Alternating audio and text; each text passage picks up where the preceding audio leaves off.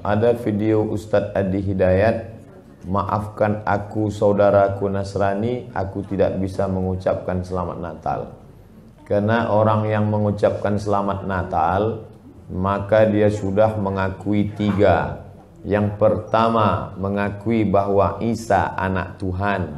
Yang kedua, mengakui bahwa Isa lahir 25 Desember. Yang ketiga, mengakui bahwa Isa mati di palang salib. Ketiga-tiga ini dibantah oleh Al-Quran. Bahwa Isa anak Tuhan dibantah. Laqad kafaral ladzina qalu innallaha salisu salasah. Kafirlah orang yang mengatakan Isa Trinitas dan anak Tuhan. Tentang Nabi Isa lahir tanggal 25 Desember dibantah. Ketika Maryam memegang Isa, tidak ada makanan karena terlahir di tepian kota. Allah memerintahkan menggoncang pangkal batang pohon korma. Tusakit alaiki rutaban jania, gugur buah korma yang mengkal. Buah korma mengkal ada pada musim panas bulan Juli Agustus. Ketika Isa lahir, kambing-kambing sedang digembalakan di padang rumput. Sedangkan bulan 12 rumput tidak tumbuh karena tertutup salju. Maka 25 Desember bukan hari kelahiran Isa, tapi hari raya merayakan Dewa Mitra, Dewa Matahari, yang diambil oleh Kaisar Konstantin dari Konstantinopel.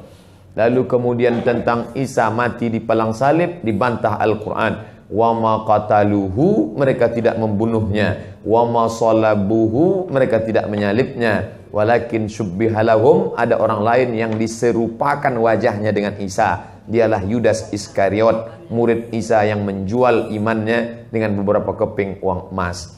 Saya punya kawan Kristen Masehi, tapi dalam masalah hubungan baik, masalah ngasih makanan, masalah beri pakaian, oke. Tapi kalau sudah terkait dengan akidah, wala ana abidu ma'abadtum wala antum abiduna ma'abud lakum dinukum waliyadin.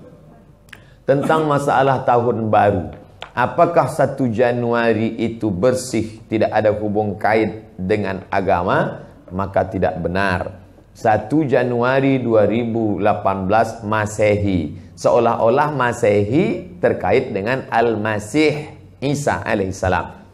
Itu kalender dibuat oleh Kaisar Julian dari Romawi kuno. Kaisar Julian membuat kalender, maka dibuat nama dia Kaisar Julian, maka disebut Julian kalender. Lalu kemudian Julian kalender dibawa ke Vatikan, dirobah oleh Kaisar Raja Pendeta Paus Vatikan bernama Paus Gregorius. Maka sampai sekarang disebut dia dengan Gregorian kalender.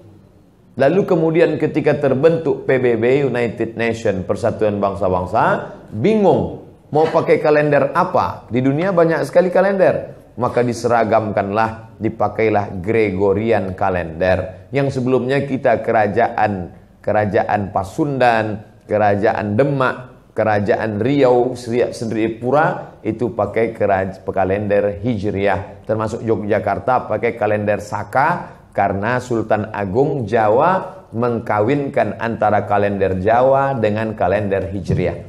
Karena ingin mendamaikan antara Jawa dengan Islam. Maka setiap menyambut tahun baru Saka sekaligus menyambut tahun baru Hijriah.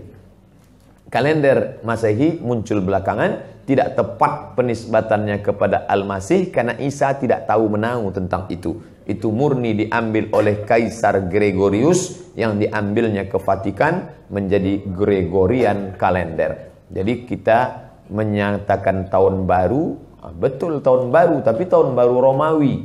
Tahun baru Romawi, jangan kaitkan kepada Isa alaihissalam. Dia masih terkait. Adapun tahun baru Jepang, tak ada terkait dengan akidah. Nah ini tahun kalender yang baru. Tidak meyakini bahwa dengan kalender yang baru ini nasib berubah menjadi baru. Siapa yang asap malam itu paling banyak mengepul ke atas, maka rezekinya yang paling murah. Lalu membakar ayam sampai 2000 ekor.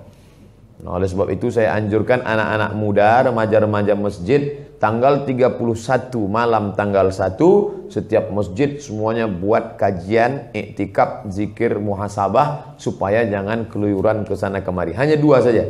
Anak-anak muda pergi ke masjid mulai jam 10, jam 11, jam 12, jam 1, jam 2 atau habis isya tidur. Saya nggak bisa tidur Pak Ustadz. Biasa malam kalau nggak bisa tidur, habis isya makan Antimo 2. Nguap tidur langsung. Itu saja. Adapun nanti Ustadz malam tahun baru apakah buat muhasabah di masjid? Enggak. Saya berangkat 28, 29 umroh, maka tahun baru di Madinah. Tahun lalu juga begitu. Tapi tahun sebelumnya dibuat acara muhasabah. Wallahu a'lam.